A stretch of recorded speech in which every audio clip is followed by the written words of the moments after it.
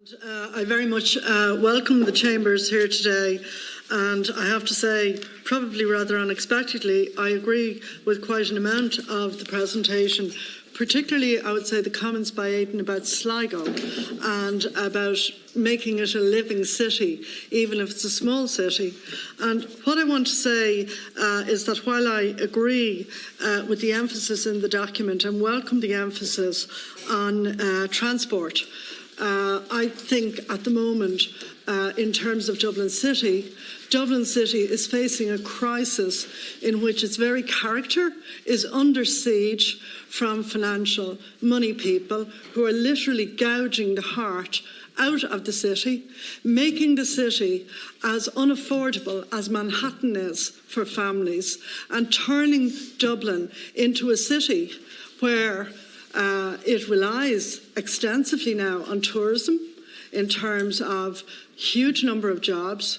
But if it keeps going the way it's going, Dublin is not going to be recognisable as the Dublin of living city with families and people living in it, particularly in terms of the broader city centre between the canals. And we are actually going to kill the goose that lays the golden egg.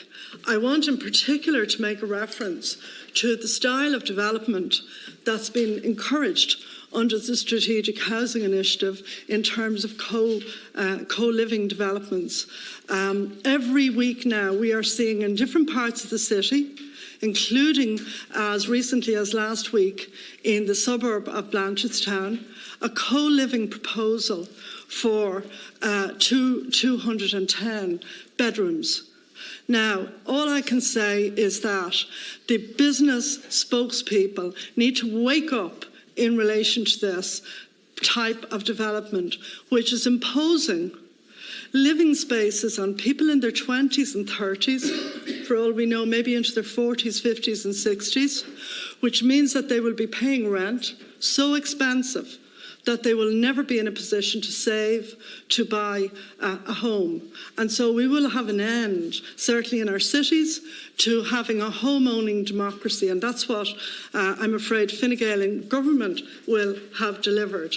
So what I would like to know is, in terms of, particularly in relation to the presentation in Dublin, on Dublin, which in a way, I think, if the Sligo one was read as being for Dublin, it would be as well. It would be one, I think, that we would recognise a vibrant urban space with good transport systems, with opportunities to walk, to cycle, and so on in terms of being in the city.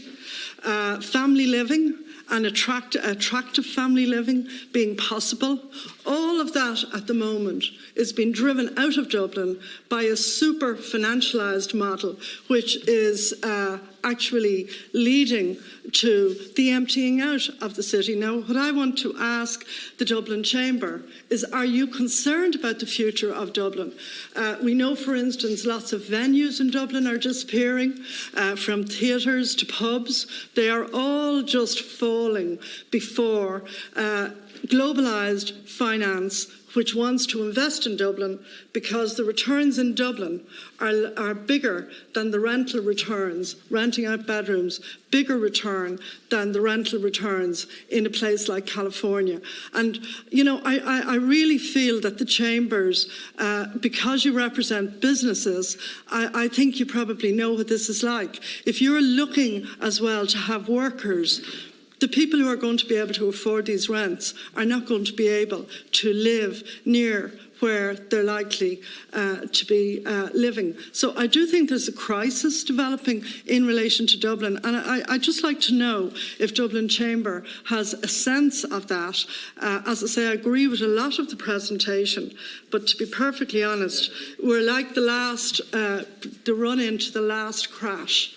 We are now overdeveloping at a point where we risk bringing the whole thing down on everybody's head. Thank you, Deputy. Now, I don't know who wants to come back in first.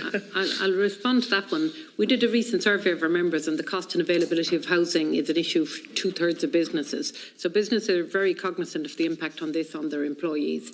It creates great difficulties in filling open positions when people can't find roles. The average national salary at 45,000 and the average Dublin rent over 2,000, and the asking price is out of reach for anybody on that type of a salary as well. We've put a lot of thought into some of the solutions that we can put forward on that, and we know that lack of residential capability in the city is putting a drag on the economy and will into the future.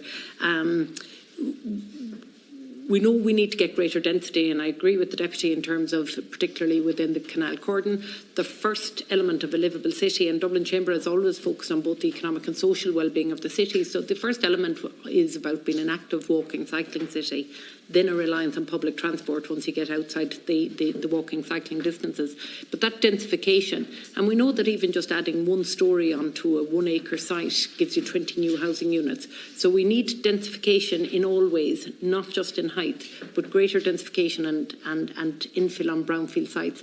In our submission, we've identified quite a number of sites that are available that we feel should be focused on, like the Jamestown Business Park in Finglas, the Dublin Industrial Estate in Glasnevin, sites near Malahide Road in Coolock, and a large tranche along the Naas Road. We do feel those should be a priority for infill along public transport routes. So I agree, absolutely, housing is a critical issue for the economy, for our individual businesses. Businesses are, its number one and number two issues are infrastructure, transport and housing. Those are the issues that come up constantly. They shouldn't be business issues, but they are, and we've identified a lot of proposals in that, also addressing social housing. And we do feel that while HAP and other elements like that are useful, really we need to see social housing provision accelerated by government to increase the overall supply side on the number of houses. Mr. Talbot, Mr. Doyle. Well, really, just to note, our submission focuses on countrywide aspects. If you look at our detailed submission, we've a very strong set of recommendations on housing. I mean, chambers are, as business organisations, we're very, very strongly connected to placemaking and communities. So we want to see us building our cities and towns as places to live, work, educate, and basically have a high quality of life.